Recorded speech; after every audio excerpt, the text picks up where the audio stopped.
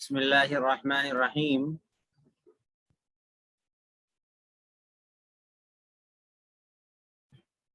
گزشتہ کل ہم حروف مدہ کے بارے میں پڑھے تھے کہ حروف مدہ 3 ہیں، الف یا واو۔ ان کو کھینچ کر پڑھنا ہے، الف سے پہلے جب زبر آئے تو کھینچ کے پڑھنا ہے، یا سے پہلے زیر آئے تو کھینچ کے پڑھنا ہے، واو سے پہلے پیش آئے تو کھینچ کے پڑھنا ہے، یا پہ جزم رہنا اور اس سے پہلے زیر رہنا۔ یاد رکھیے یہ بات اچھی طریقے سے کہ قرآن مجید میں بہت ساری مرتبہ ایسا ہوتا ہے کہ صرف یا لکھا ہوتا ہے، لیکن یا پہ نہ تو زبر ہوتا ہے، نہ زیر ہوتا ہے، نہ جزم ہوتا ہے۔ جزم تو کس کو بولتے ہیں کل آپ نے دیکھا ہے، ٹھیک ہے، دال جیسا جو چھوٹا ہوتا ہے اس کو جزم بولتے ہیں۔ تو جزم بھی نہیں ہوتا، کبھی یا واو لکھا ہوتا ہے قرآن میں۔ تو جہاں پر ایسا ہو یا واو پہ جزم بھی نہ ہو تو اس یا واو کو نہیں کھینچنا ہے، اس یا واو کو کبھی بھی نہیں کھینچنا ہے۔ اور اسی طرح کبھی کبھی قرآن میں انا، لفظ انا کے ساتھ میں الف آتا ہے تو وہاں پر بھی نہیں کھینچنا ہے قرآن میں، جیسے قل یا ایھا الکافرون لا اعبد ما تعبدون ولا انتم عابدون ما اعبد ولا انا عابد ما اعبد۔ تو یہاں پر انا دیکھنے میں تو نون الف زبر نہ ہوتا ہے، وہاں پر تو الف سے پہلے زبر آئے تو کھینچنا بولے نا مول صاحب، ہاں صحیح ہے، قاعدہ تو صحیح ہے، لیکن کچھ چیزیں قاعدے سے ہٹ کے ہوتی ہیں، اور وہ بھی ایک قاعدہ ہے کہ انا جو ہے الف ہونے کے باوجود بھی اس کو عرب کے لوگ انا بول کے نہیں پڑھیں گے۔ انا کے معنی میں کے ہوتے ہیں، تو وہاں پر عرب کے لوگ انا ہی پڑھتے ہیں، انان نہیں پڑھتے، ٹھیک ہے۔ تو کھینچنا نہیں ہے الف آنے کے باوجود بھی۔ اب آپ لوگ پڑھ کے سنائیے،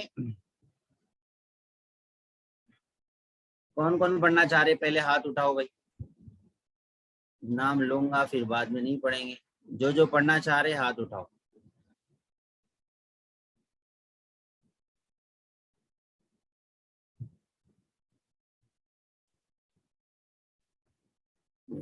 کیا ہے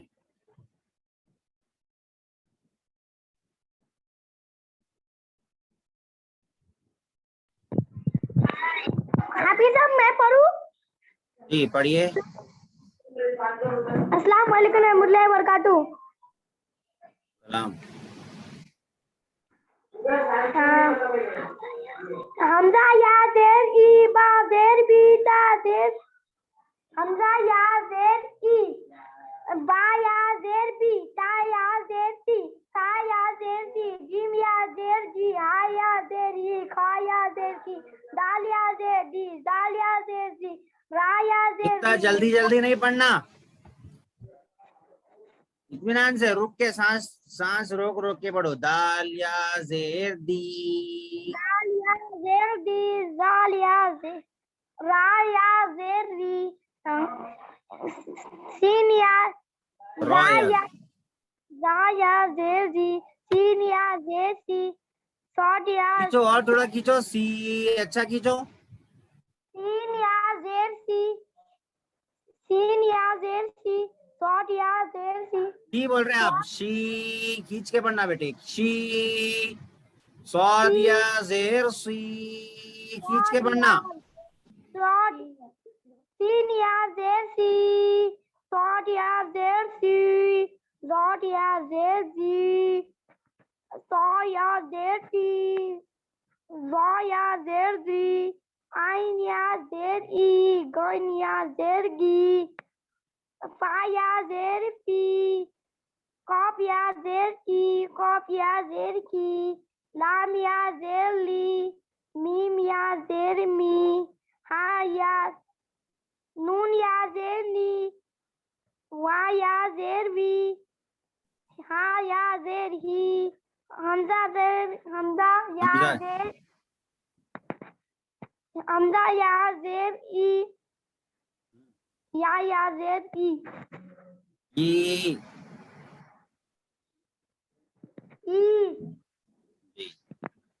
چلیے بس، اب اس کے بعد پڑھیے یحییٰ فضلہ۔ السلام علیکم ورحمۃ اللہ وبرکاتہ. وعلیکم السلام ورحمۃ اللہ وبرکاتہ. جی پڑھیے. نیچے کا پڑھنا مصحف. جی ہاں نیچے کا پڑھیے. دینی دینی کھینچنا. دال یا زیر دی نون یا زیر نی دینی. دال یا زیر دی نون یا زیر نی دینی. فا یا زیر فی ہا زیر ہی فی ہی. حمزہ زبر آ تا زیر ری اری نون یا زیر نی ارینی. کاف زیر کی تا الف زبر تا کی تا. با یا زیر بی کتابی. حمزہ پیش او جیم یا زیر جی اوجی. با پیش بو اوجیبو. یا پیش یو واو الف زبر وا یو وا. را یا زیر ری یو واری. میم زبر ما فا الف زبر فا مفا. تا یا زیتی مفاتی. ہا پیش ہو مفاتیحو. کھینچنا نہیں. مفاتیح. مفاتیحو. ہاں پہ زبر ہاں پہ صرف پیش ہے تو جلدی پڑھنا اس کو. ٹھیک ہے. جی مصحف. را الف زبر را زا زیر را زی را الف زبر را. را الف زبر را زا زیر زی رازی. خا یا زیر خی رازی خی نون زبر نا رازی خینا. شاباش. عین زیر ای بس ہے. اس کے بعد طلحہ فضلانی.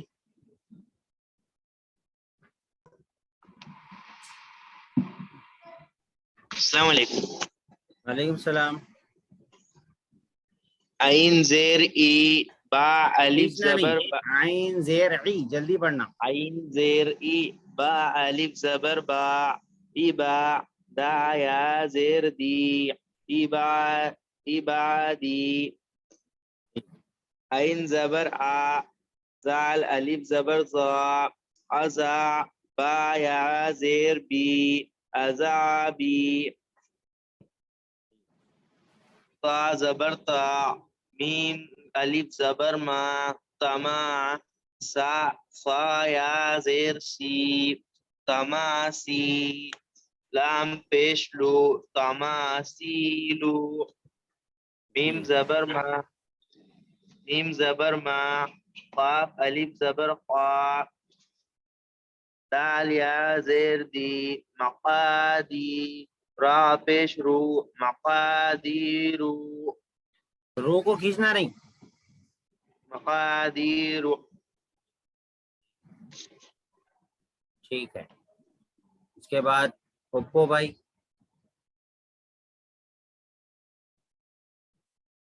حمزہ واو پیش او سے پڑھیے.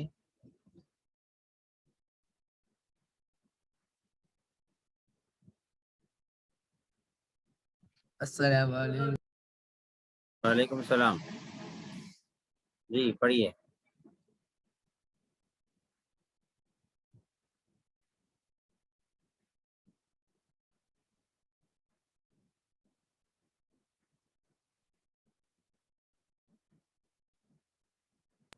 حمزہ واپش او ہا واپش بو تا واپس تو سا واپس سو. واو اچھا بولو. واپس نہیں. سا واو پیش سو. تا واو پیش تو ٹھیک ہے سا ماشاء اللہ. واو پیش سو. جیم واو پیش جو ہا واو پیش ہو.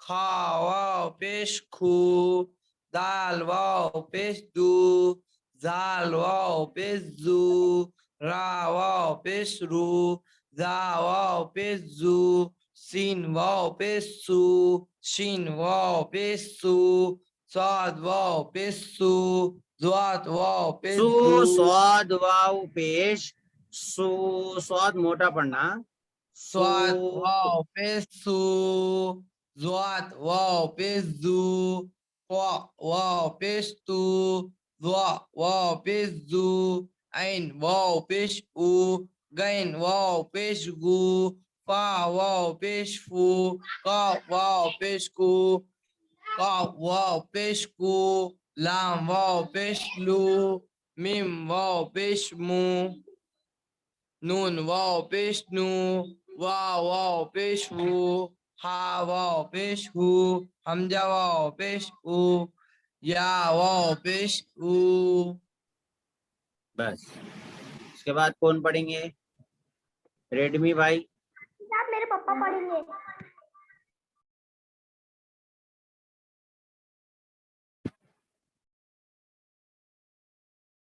کون پڑھنا چاہ رہے بتاؤ یہ امر الانی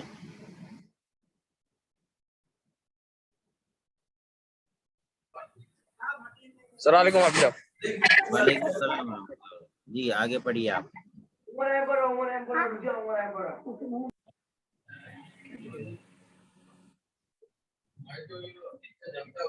نون واو پیش نو ہے پیش ہو ہے نہیں ہا ہا واو پیش ہو واؤ کہاں ہے وہاں پر واؤ نہیں ہے ہا پیش ہو ہا پیش ہو جی نو نوح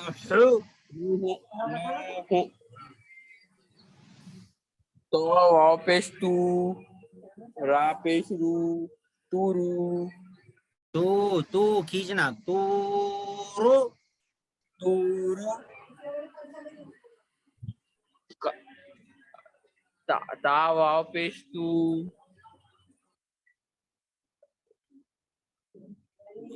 با واو پیش بو تو نو نہیں تو وہ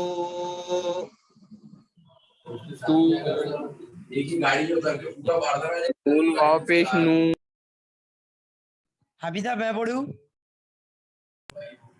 ہاں ایک منٹ ان کا ہونے کے بعد جی نون واو پیش نو را پیش رو نورو نورو نورو ماشاء اللہ. اور مشق کریے اس کی. ہاں اس کے بعد کون ہے حفیظہ میں داؤد پڑھ رہا جی داؤد الانی پڑھیے آپ پھر سے پڑھیے نوحوں سے پڑھیے. نون واو پیش نو ہا پیش ہو نو ہو طا واو پیش تو را پیش رو تو رو طا واو پیش تو با پیش بو تو بو نون واو پیش نو را پیش رو نورو کاف الف زبر کا لام رو پیش کھینچنا رو نہیں کا نورو نورو کاف علی زبر کا لام پیش لو کالو یا واو پیش یو ہا یا زیر ہی یو ہی یا زبر یا کاف واو پیش کو نون یوحی کھینچنا یوحی یو ہی یا زبر یا کاف واو پیش کو میم پیش مو یا قومو تا زبر تا یقوم یقوم تا زبر تا قاف واو پیش کو نون پیش نو تقونو ہا علی زبر ہا را واو پیش رو ہارو نون پیش نو ہارونو کاف علی زبر کا را واو پیش رو ہارونو نون پیش نہیں ہارونو ہارونو بس آپ بس ہے ریڈمی بھائی پڑھیے یہاں سے ہارونو سے.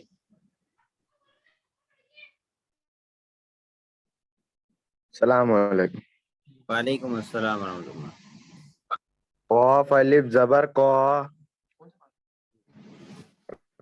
را واو پیش رو قارو نون واو پیش نو واؤ کہاں ہے قارونو واؤ کہاں ہے نون کے بعد را کے بعد ہے نا؟ नून नून वाव पेश नहीं है, नून पेश नू। नून पेश नू जी قارون قارون। قارون जी माशाल्लाह जी। دال الف زبر دا वाज़ेह داخی را واو پیش رو نون زبر نا داخرون ताखिरून داخرون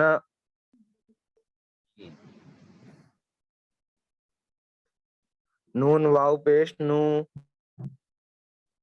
ہا یا زیر ہی نو ہی नूही نو ہی जी ہا الف زبر ہا نو ہیا माशाल्लाह ठीक है। अब अपना नाम लिख लीजिए रेडमी की जगह। ठीक है, جی क्या नाम है आपका? محمد عمار مرزا ठीक है, अच्छी बात है माशाल्लाह। अब आगे हम पढ़ेंगे। आगे पढ़ने से पहले गुजारिश ये करूंगा सबसे कि गुज़िश्ता के सबक की जो रिकॉर्डिंग आपके पास में आ रही है उसको सुने। ठीक है, खास तौर पर वो रिकॉर्डिंग जो मैं पढ़ा रहा हूँ, जो मैं सुन रहा हूँ वो भी रिकॉर्डिंग में शायद आ रहा है, लेकिन उसको सुनना उतना जरूरी नहीं है जितना जो मैं पढ़ा रहा हूँ उसको सुनने का खास एहतमाम करें। और 1 से 4 मरतबा सुने, 1 से 4 मरतबा साथ साथ पढ़ें, रिकॉर्डिंग के साथ साथ, सुनने के साथ साथ। ठीक है, इससे आपको पढ़ने में बहुत आसानी होगी, याद करने। अब आगे का सबक है खड़ा जबर खड़ी जेर उल्टा पेश। खड़ा जबर खड़ी जेर उल्टा पेश। अब ये खड़ा जबर खड़ी जेर उल्टा पेश को भी खींचना है, बस इतना याद रखना है।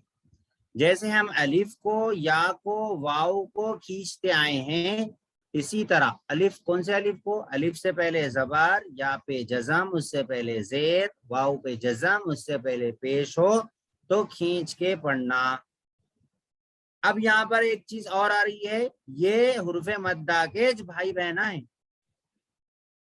खड़ा जबर खड़ी जेर उल्टा पेश बोलते हैं इसको। खड़ा जबर अलिफ मद्दा का भाई है, खड़ी जेर या मद्दा का की बहन है, उल्टा पेश वाव मद्दा का भाई है। ठीक है, तो इसको कैसे खींचना है? हमजा खड़ा जबर आ, बा खड़ा जबर बा, एक अलिफ, यानी एक अलिफ की मिकदार हम कैसा, ऐसा उंगली बंद उंगली को खोल लेना, ऐसा पढ़ते वक्त। ता खड़ा जबर ता,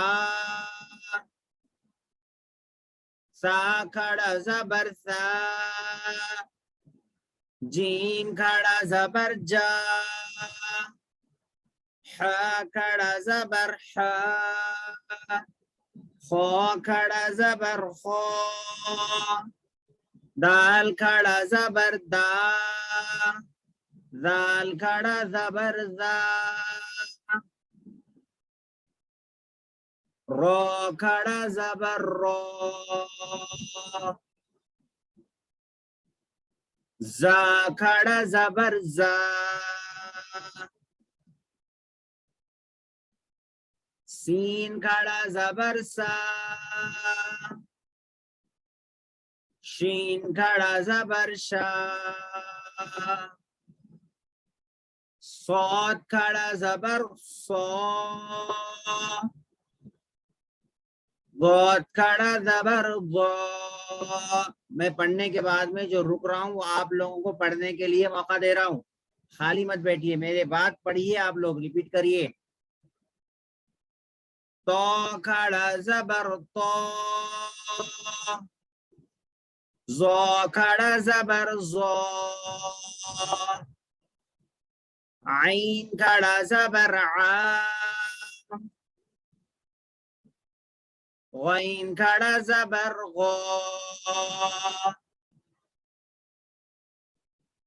فا کھڑا زبر فا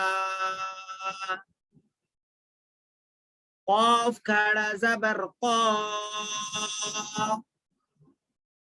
کاف کھڑا زبر کا لام کھڑا زبر لا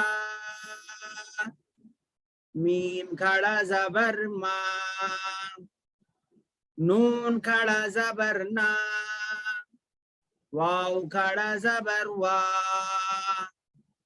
ہا کھڑا زبر ہا حمزہ کھڑا زبر آ یا کھڑا زبر یا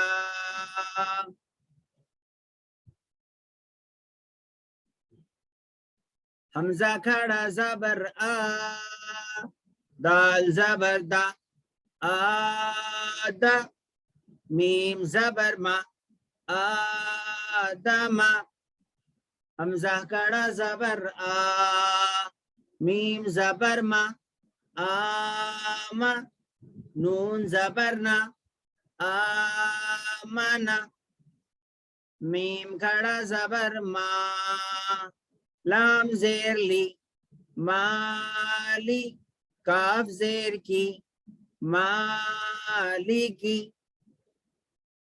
حمزہ کھڑا زبر حمزہ زبر آ با زبر با ابا دیکھو جلدی پڑھنا حرکات ہے زبر زیر پیش کو جلدی پڑھنا ہے پڑھ کے آئے آپ لوگ پھر واؤ پہ کھڑا زبر ہے واؤ کھڑا زبر وا ابا وا ہا پیش ہو ابا وا ہو اگر کوئی پڑھے آبا وا ہو تو غلط ہو جاتا زبر کو جلدی پڑھنا کھڑا زبر کو کھینچنا پیش کو بھی جلدی پڑھنا ابا وا ہو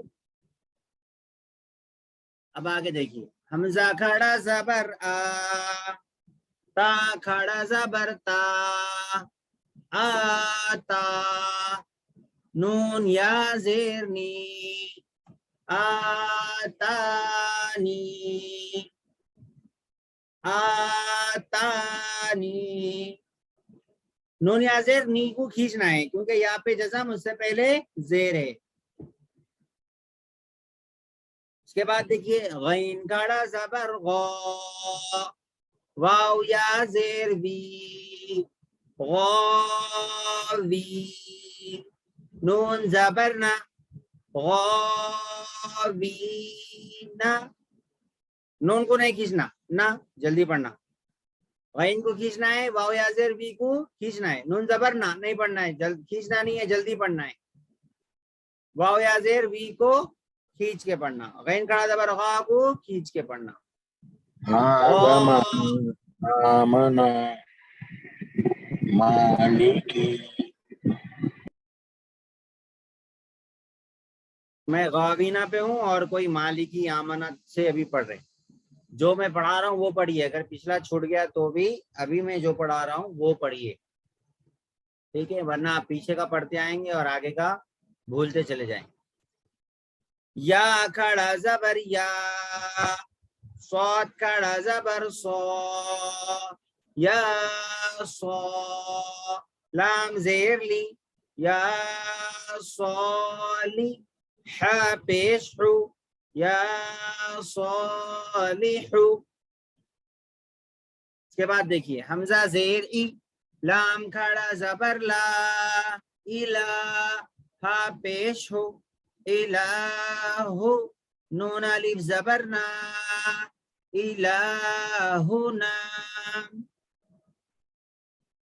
ہا کھڑا زبر ہا ذال الف زبر ذا ہاذا کاف زیر کی تا کھڑا زبر تا کتا با پیش بو کتابو را زیر ری سین کھڑا زبر سا ریسا لام کھڑا زبر لا رسالہ تا زیر تی رسالاتی زال کھڑا زبر زا لام زیر لی ذالک زبر کا، ذالک، یہ کل مشق کر کے آئیے، کل سنوں گا میں انشاءاللہ، ٹھیک ہے۔ آج ہم سیرت کے بارے میں کچھ پڑھیں گے، نبی علیہ الصلوۃ والسلام کی پیدائش اور آپ کی دودھ پینے کا ماحول، اور پھر اس کے بعد میں آپ صلی اللہ علیہ وسلم کے چچا کی کفالت میں آپ صلی اللہ علیہ وسلم آ گئے تھے، دادا کا بھی انتقال ہو گیا تھا۔ اب دیکھیے حضور صلی اللہ علیہ وسلم ابھی بڑے ہوئے اور جوان ہوئے، اور آپ علیہ الصلوۃ والسلام نے کوئی بھی بے شرمی اور بے حیائی کے کاموں میں شریک نہیں ہوئے، بلکہ آپ ہمیشہ حضور صلی اللہ علیہ وسلم نبی بنائے جانے سے پہلے بھی حضور صلی اللہ علیہ وسلم نبی بنائے جانے سے پہلے بھی اخلاق والے تھے، کردار والے تھے۔ آپ صلی اللہ علیہ وسلم غریبوں کی مدد فرمایا کرتے تھے اور ان کی خبر گیری فرمایا کرتے تھے۔ یہ اسکرین ہٹا دو، خبر گیری فرمایا کرتے تھے آپ صلی اللہ علیہ وسلم، اور یتیموں کی کفالت کرنا، بیواؤں کی مدد کرنا، اور کسی کا بوجھ اٹھانا، اور آپ علیہ الصلوۃ والسلام حق والوں کو حق دلانا، انصاف دلانا، مظلوم کو اس کا حق دلانا، اس میں آپ صلی اللہ علیہ وسلم آگے آگے رہتے تھے۔ تو اس زمانے میں حضرت خدیجہ رضی اللہ عنہ حضور صلی اللہ علیہ وسلم کے اخلاق سے، عادات سے متاثر ہوئیں، اور آپ کے ساتھ میں انہوں نے ایک کاروبار بھی کیا۔ اپنے غلام میسرہ کو حضور صلی اللہ علیہ وسلم کے ساتھ میں بھیجا ملک شام تجارت کے لیے۔ حضور صلی اللہ علیہ وسلم ملک شام تجارت کے لیے گئے، اور وہاں پر جانے کے بعد حضور صلی اللہ علیہ وسلم نے بہت سارا پروفٹ آپ کو حاصل ہوا، آپ کی ایمانداری، آپ کی دیانتداری اور آپ کے اخلاق کو جو ہے ان کے غلام حضرت خدیجہ رضی اللہ عنہ کے جو غلام تھے میسرہ، انہوں نے پورے راستے پر دیکھا، اور تاجروں نے بھی دیکھا کہ کس طریقے سے ایک بزنس کرنے والے جو ہے سچ بولتے ہیں، امانت داری کا لحاظ رکھتے ہیں، امانت میں خیانت نہیں کرتے، چاہے اپنا نقصان ہو جائے لیکن جھوٹ نہیں بولتے، دھوکہ نہیں دیتے۔ یہ عادات حضور صلی اللہ علیہ وسلم کے اندر پہلے سے ہی موجود تھی۔ آپ کو خود دشمنان اسلام جو تھے وہ صادق اور الامین کہتے تھے، یعنی سچ بولنے والے، امانت رکھنے والے، خیانت نہیں کرتے تھے۔ یہ خود دشمن جو تھے حضور صلی اللہ علیہ وسلم کے، وہ بھی اس بات کی گواہی دیتے تھے۔ تو حضور صلی اللہ علیہ وسلم کے یہ اخلاق عادات کو سارا عرب جانتا تھا، سارے عرب والے آپ صلی اللہ علیہ وسلم کے اخلاق عادات سے متاثر۔ جب حضور صلی اللہ علیہ وسلم ملک شام سے واپس آئے تو حضرت خدیجہ رضی اللہ عنہ اور ان کی سہیلیوں نے دیکھا کہ حضور صلی اللہ علیہ وسلم پر ابر سایہ کیا ہوا ہے، فرشتے ابر کو لے کر سایہ کیے ہوئے ہیں۔ اس طریقے سے حضور صلی اللہ علیہ وسلم کے ساتھ میں انہوں نے جو ہے ایک معجزہ انہوں نے دیکھا۔ تو حضرت خدیجہ رضی اللہ عنہ کو یقین ہوا کہ یہ یقیناً بہت ہی شریف ہے، جبکہ حضرت خدیجہ رضی اللہ عنہ خود بیوہ تھی۔ حضرت خدیجہ رضی اللہ عنہ خود بیوہ تھی، اور ابھی وہ کسی کے پاس میں موجود نہیں تھی۔ تو حضرت خدیجہ رضی اللہ عنہ نے حضور صلی اللہ علیہ وسلم کے اخلاق کو دیکھ کر، حضور صلی اللہ علیہ وسلم کی شرافت کو دیکھ کر، امانت کو دیکھ کر، دیانتداری کو دیکھ کر نکاح کا پیغام بھیجا۔ حضرت خدیجہ رضی اللہ عنہ بڑی تھی، 40 سال کی تھیں، اور حضور صلی اللہ علیہ وسلم 25 سال کے تھے۔ تو حضرت خدیجہ رضی اللہ عنہ بڑی ہونے کے باوجود بھی حضور صلی اللہ علیہ وسلم نے پہلا نکاح جو فرمایا اپنے سے بڑی اور بیوہ خاتون سے حضور صلی اللہ علیہ وسلم نے کیا، ٹھیک ہے۔ تو یہ حضور صلی اللہ علیہ وسلم کے اخلاق تھے اور آپ کی شرافت تھی، اور آپ نے اس نکاح کو قبول کیا، اور آپ نے پہلا نکاح یہ کیا۔ اسی حضرت خدیجہ رضی اللہ عنہ سے آپ کی صاحبزادیاں حضرت فاطمہ رضی اللہ عنہ، زینب رضی اللہ عنہ، ام کلثوم رضی اللہ عنہ، رقیہ رضی اللہ عنہ، یہ حضور صلی اللہ علیہ وسلم کی صاحبزادیاں ہیں، اور حضرت خدیجہ رضی اللہ عنہ سے ہی۔ آپ صلی اللہ علیہ وسلم کے چونکہ اخلاق پہلے سے ہی بہت ہی اعلیٰ درجے کے تھے، اب اسی زمانے میں ہوا یہ کہ کعبۃ اللہ جو تھا، اللہ کا جو گھر ہے، اس گھر کو نئے سرے سے پھر سے بنانے کی بات چیت شروع ہوئی۔ تو اس وقت میں حلال کمائی کو سب نے جو ہے جمع کیا، تو جمع کیا اور کچھ کاریگر کو بلائے، لیکن بہرحال انہوں نے سب نے مل کر جو ہے کعبے کی تعمیر کی. اثر نو، تھوڑا سا اس کی عمارت پرانی ہو گئی تھی کعبۃ اللہ کی، اللہ کے گھر کی، تو اس کو جو ہے حضور اس وقت کے جو سرداران تھے مکہ کے، حضور صلی اللہ علیہ وسلم کے رشتہ داروں میں بھی تھے، قریش میں بھی تھے، جو حضور صلی اللہ علیہ وسلم کے چچا ابو طالب تھے، ان کے زیر نگرانی سب نے مل کر جو ہے آپس میں طے کر کے انہوں نے کعبۃ اللہ کو بنانا شروع کیا. اب کعبۃ اللہ کو جو ہے بنا رہے تھے، تو اب اس وقت میں عین موقع پر ایسا ہوا کہ حجر اسود جو تھا اس کے اندر جنت سے لایا گیا ایک پتھر جو ابھی بھی کعبۃ اللہ کے اندر جڑا ہوا ہے، جس کو حاجی لوگ جب جاتے ہیں تو چومتے ہیں، چاندی نما حلقے کے اندر وہ لگا ہوا ہے، ابھی بھی حاجی جو ہے اس کو جاتے ہیں چومتے ہیں. تو اس کو چومنے کے لیے اتنا زیادہ گڑبڑ بھی اور کسی دوسرے کو تکلیف نہیں دینا چاہیے. بہت سارے حاجی لوگ بھی ایسی غفلت کرتے ہیں کہ دوسروں کو تکلیف دے کے دھکا مکی کر کے اس کو جا کے چومتے ہیں. تو وہ تو پتھر ہے، وہ نفع بھی نہیں دے سکتا، نقصان بھی نہیں دے سکتا، لیکن حضور نے اس کو چوما ہے، تو اس سنت کو سامنے رکھتے ہوئے ہم بھی حاجی لوگ بھی جو ہے اس کو جا کے چومتے ہیں. عمرہ کرنے والے احباب اس کو چومتے ہیں، اور اس کو چومنے سے بعض حدیث کے اندر آتا ہے کہ وہ پتھر قیامت کے دن گواہی دے گا، اور اس کو ہاتھ لگانے سے، اس کو چومنے سے گناہ معاف ہوتے ہیں. تو ایک جنت کا پتھر ہے، اللہ نے مغفرت کا ایک بہانہ بنایا ہے. ایسا نہیں کہ پتھر کے اندر کوئی خاصیت ہے اور پتھر کوئی نفع نقصان دیتا ہے، بس اللہ نے اللہ کے نبی نے جو کیا ہے ہم کو وہ کرنا ہے، یہ ذہن میں رکھنا ہے. اللہ کے نبی صلی اللہ علیہ وسلم نے جو کیا ہے ہم کو وہ کرنا ہے، اس کو فالو کرنا ہے. لیکن اللہ کے نبی نے جہاں پر اس کو چوما اور اس کی جو فضیلت بتائی، وہیں پر یہ بھی بتایا کہ پتھر نہ تو نفع دے سکتا ہے نہ تو نقصان دے سکتا ہے. تو ہم اس کو پوجتے نہیں ہیں، نہ تو کعبے کو پوجتے ہیں اور نہ ہی پتھر کو پوجتے ہیں، نہ ہم کعبے کے گرد بھی جو پھرتے، اطراف بھی جو پھرتے ہیں، تو ہم در و دیوار کے اطراف نہیں پھرتے، بلکہ اصل میں اللہ کا جو حکم ہے اس حکم کو پورا کرنے کے خاطر ہم اللہ کے حکم سے اس کے چکر لگاتے ہیں. اور اللہ کے نبی صلی اللہ علیہ وسلم نے چونکہ یہ کیا ہے اس طرح، اسی وجہ سے طواف کرتے وقت میں ہمیں اس بات کا حکم دیا گیا کہ کعبے کو دیکھو مت، بلکہ سامنے نگاہ رکھو. کعبے کو دیکھنا نہیں چاہیے طواف کرتے وقت، اس کے گول پھرتے وقت. اور ہم نماز بھی اس کی طرف رخ کر کے پڑھتے ہیں. ایک اللہ تبارک و تعالیٰ نے اپنی محبت کا اظہار کی ایک جگہ بتا دی ہے، سب ایک جگہ ہو کر یکسو ہو کر پڑھنے کی ایک جگہ بتائی. تو یہ کعبۃ اللہ اصل میں حضرت آدم علیہ السلام سے پہلے سے ہی تھا، آدم علیہ السلام کے وقت میں بھی تھا، پھر نوح علیہ السلام کا جو طوفان آیا اس میں ٹوٹ گیا. ابراہیم علیہ السلام نے اس کو پھر سے نئے سے بنایا، اور اسماعیل علیہ السلام، ابراہیم علیہ السلام دونوں نے مل کر اس کو نئے سے بنایا. پھر اس کے بعد میں بہت پرانی عمارتیں ہو گئی، تو قریش نے جو ہے اس کو پھر سے اس کو توڑ کے کر کے اس کی اچھی طریقے سے مرمت کرنی شروع کی. تو اب وہ جو پتھر تھا حجر اسود جو تھا، وہ اب اس کو کون لگائے؟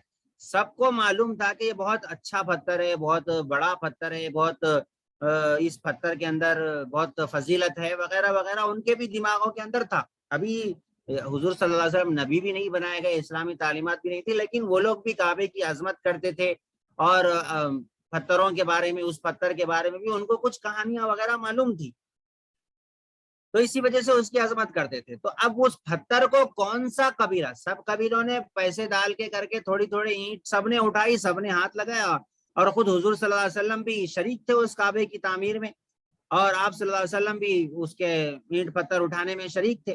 لیکن اب مسئلہ یہ پیش آیا کہ یہ حجر اسود کو کون سا قبیلہ اٹھائے گا؟ ہر قبیلے والے چاہتے تھے کہ ہمارے حصے میں یہ فضیلت آئے. تو اب اس وقت میں کیا کیا جائے؟ لوگوں نے جو ہے تلواریں نکالنی کہ ہمارا قبیلہ یہ کرے گا، ہمارا قبیلہ یہ کرے گا. تو اور لوگوں نے کیا کیا اس وقت میں، عرب میں جو ہے بات بات پہ جنگ چلتی تھی. حضور کے آنے سے پہلے عربوں کا حال ایسا تھا کہ تمہاری اونٹنی ہمارے کھیت میں پانی کیوں پی، اس بنیاد پہ 100 سال تک جنگ چلتی تھی.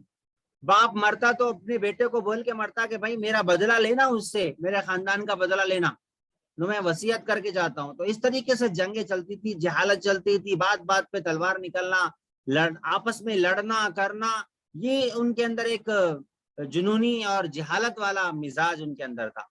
عربی اچھی تھی اور شاعر بھی بڑے اچھے تھے وہ لوگ, اور بہت اچھے اچھے شعر قرآن کے پڑھتے تھے, شعروں کا بہت اچھا علم تھا ان کو, لیکن جہالت کہ کیسے حکومت چلائی جاتی ہے اور کیسے انصاف قائم کیا جاتا ہے, کیسے معاشرے سے جہالت کو دور کی جاتی ہے, کس طریقے سے مظلوم کی مدد کی جاتی ہے, یہ کوئی ان کے پاس میں ایسا کچھ وہ نہیں تھے.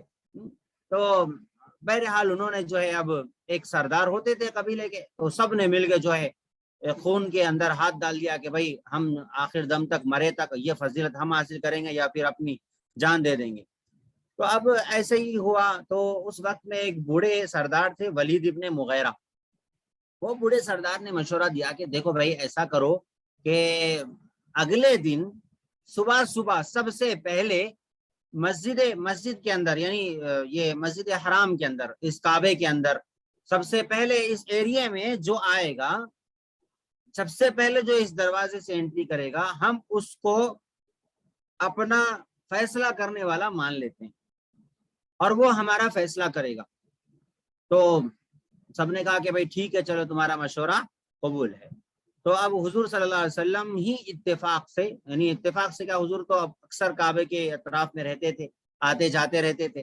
تو جیسے ہی پہلا وقت ہوا صبح کا, تو صبح میں سب سے پہلے حضور صلی اللہ علیہ وسلم تشریف لائے.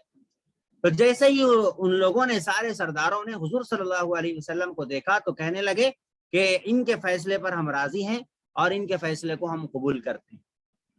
چنانچہ حضور صلی اللہ علیہ وسلم کو انہوں نے اپنا فیصلہ کرنے والا مانا, جبکہ حضور کو ابھی نبی نہیں بنایا گیا تھا, لیکن لوگ مانتے تھے آپ کی شرافت کو, آپ کے فیصلوں کو, آپ کے ادب احترام کرتے تھے آپ کا. تو حضور صلی اللہ علیہ وسلم ابھی نوجوان تھے, تو آپ صلی اللہ علیہ وسلم نے ایسا فیصلہ کیا کہ دیکھو بھائی یہ جو پتھر ہے, اس پتھر کو میں ایک چادر میں رکھ دیتا ہوں. آپ صلی اللہ علیہ وسلم نے اس کو ایک چادر میں رکھ دیا اور کہا کہ سارے قبیلے والے مل کر اس چادر کو پکڑ لو, سب کو اس کے اٹھانے کی برکت حاصل ہو جائے گی. سب نے اسی طریقے سے کیا اور اس چادر کو سب نے مل کر پکڑا اور اس پتھر کو بڑے ادب احترام کے ساتھ کعبے کے قریب تک لے کر گئے. کعبے کے قریب تک, یعنی دور پڑ گیا تھا وہ, تو اس کو کعبے کے قریب تک لے کر گئے اور لے کر جا کر اس کو جو ہے انہوں نے ایسا کیا, وہاں پر رکھ دیے. تو حضور صلی اللہ علیہ وسلم نے اس پتھر کو اٹھا کر اپنے ہاتھوں سے کعبے کے اندر چپکا دیا. اس طریقے سے حضور صلی اللہ علیہ وسلم نے فیصلہ ایسے کیا, تو اس فیصلے کو سب نے مانا کہ حجر اسود کو اس طریقے سے رکھا جائے, اور حضور نے اس پتھر کو اٹھا کر اپنے مبارک ہاتھوں سے کعبے کے اندر لگا دیا. اور اس طریقے سے حضور صلی اللہ علیہ وسلم نے لوگوں کو جنگ کرنے سے, آپس میں لڑنے سے بچا لیا. تو لوگ کہتے ہیں کہ حضور نے جو ہے جنگ کرنا سکھایا, لڑنا سکھایا, مارنا سکھایا. بعض ایسے کافر لوگ الزام لگاتے, لیکن حضور تو پہلے سے ہی جنگ و جدال کو ختم کرنے کے لیے اور آپسی لڑائیوں کو, دشمنیوں کو ختم کرنے کے لیے آئے. حضور آئے تو عربوں کے اندر سے جہالت ختم ہوئی, ان کی آپسی لڑائیاں ختم ہوئی, اور ایک انصاف کرنے والے اللہ کی بادشاہت میں سب آ گئے, اللہ کی حاکمیت میں آ گئے سب, اور اللہ کے انصاف والے نظام کے تحت آ گئے. ورنہ ہر کوئی اپنے اپنے طور سے اپنے اپنے طریقے سے زندگی گزارتا اور کمزور کو ستاتا. طاقت والا جو ہوتا تھا وہ کمزور پر ظلم کرتا تھا. لوگ جو ہے لوگوں کے ہی غلام بن گئے تھے, سرداروں کے غلام بن گئے تھے. سردار اپنی منمانی کرتے تھے, لیکن حضور صلی اللہ علیہ وسلم نے شروع سے ہی غریبوں کی مدد کرنے کی, اور چھوٹوں کی مدد کرنا, بیواؤں کی مدد کرنا, یتیموں کا سہارا بننا, بیواؤں کا سہارا بننا, کسی بوجھ اٹھانے والے کا بوجھ اٹھانا, جنگوں کو ختم کرنا, لڑائیوں کو ختم کرنا, بے حیائی کو ختم کرنا, یہ کام حضور صلی اللہ علیہ وسلم نبی بنائے جانے سے پہلے سے ہی کرتے آ رہے تھے, جس کا ایک مثال آپ نے ابھی اس واقعے کے اندر سنی.